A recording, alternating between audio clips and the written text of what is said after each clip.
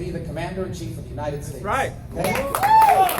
Now, we cannot have a Commander-in-Chief that is not ready the first day in office, because Vladimir Putin is not going to wait for the next president to catch up. They're not. ISIS is not going to slow down until the next president catches. There is no honeymoon period in foreign policy. Okay? You have to know what you're going to do, because this is important. And you can't just say the way some people in this race have said. You'll probably know what I'm talking about in a moment. You can't just say, well, when I get there, I'll hire the smartest people. They're going to tell me what to do. There's a reason why we have civilian control of the military in this country. Okay? There's a reason why. The smartest people are already there. They're already telling the president what we should be doing. He's ignoring it. You deserve to know exactly what the next commander-in-chief is going to do. And I'm going to tell you what we're going to do. First of all, I'm going to acknowledge that the world is more dangerous now than it's been in a long time. It's more, in many ways, it's more dangerous than it was under Reagan. Because when Reagan was around, our enemy was the Soviet Union. The good news is they didn't want to die either. They didn't want to die either. We now face enemies that don't care about dying. In fact, they'd rather die. They love death more than we love life. You have a radical jihadist movement in ISIS. Radical Islamic jihadists that are spreading all over the world. All over the world. The Chinese don't just steal our inventions, they steal our inventions. You invent something, they'll steal it. They hack into our computers. They practice blowing up our satellites. My friends, they're taking over the South China Sea. That's where 40% of global commerce goes through. And they're just taking it over. They're building military installations. First they built fake islands, then they're putting military stuff on those islands. Vladimir Putin is sowing instability in Europe and in the Middle East, and North Korea is governed by a lunatic. Okay? The guy's a lunatic. I mean, he is the son of a dictator. And the sons of dictators, for example, they never get turned down on a date. No one ever tells them no. They never go to timeout growing up. This guy, we don't know how he's going to react. But here's the problem with the son of a dictator. This crazy guy has nuclear weapons, and he has long-range rockets that can reach the United States. So the world's a dangerous place. And look what Barack Obama, with the support of some Republicans, by the way, is doing to our military. We will soon have the smallest army since the end of the Second World War. We will soon have the smallest Navy in 100 years. We will soon have the oldest Air Force and the smallest Air Force we have had in our history. The average age of an airplane in the Air Force is 27 years old, which means the pilots are younger than the planes. That's a bad sign. So we need to rebuild the U.S. military. When I am President of the United States of America, we are going to undertake a Reagan-style rebuilding of the military.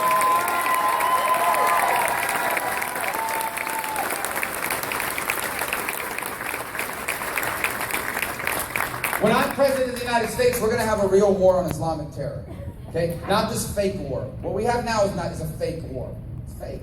It's not real. We're not really trying to defeat them. We're just doing enough to be able to say, oh, we're doing something. If they wanted to defeat ISIS, we could defeat ISIS. Okay? But they're not doing enough, because this president promised that he wouldn't get us re-engaged in a conflict. Well, guess what?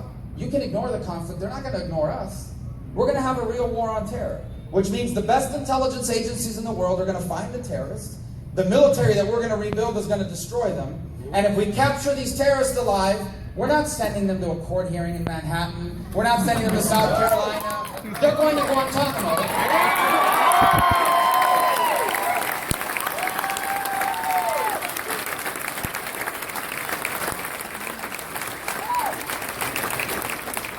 When I'm President of the United States, we're going to have a clear foreign policy that's going to be based on the following idea. We're going to be really good to our allies, and our enemies and our adversaries are not going to want to test us. But that's not just talk. You have to show what are you going to do to actually make that happen. Okay? Because Vladimir Putin doesn't care.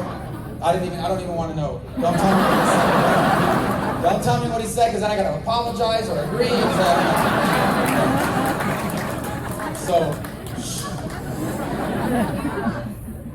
So we're going to have a foreign policy of moral clarity. So let me give you a perfect example. All right? Israel. Israel is the only pro-American free enterprise democracy in the entire Middle East.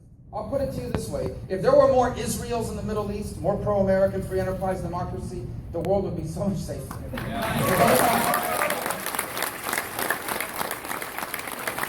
they're an incredible ally of the United States. And they don't ask, you know what, they don't ask us to invade anybody. They haven't asked us to station troops there. All they ask is, look, if we run out of bullets or weapons, resupply us. We'll pay for it. And if we get threatened as they are around the world, like the UN is obsessed with Israel.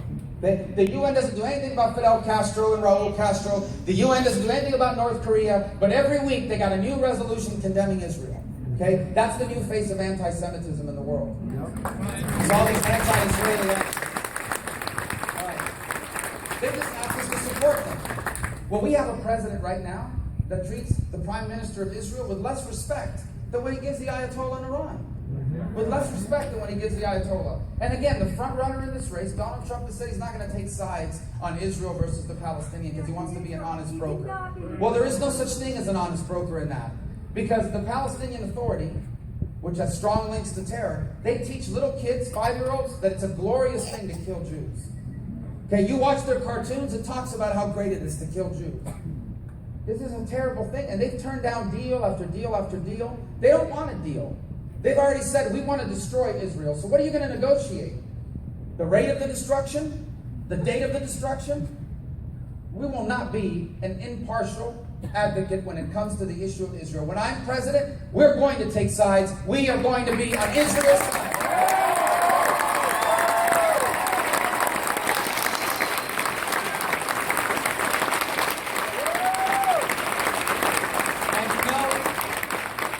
You know, people are going to believe that from my first day in office. You know why?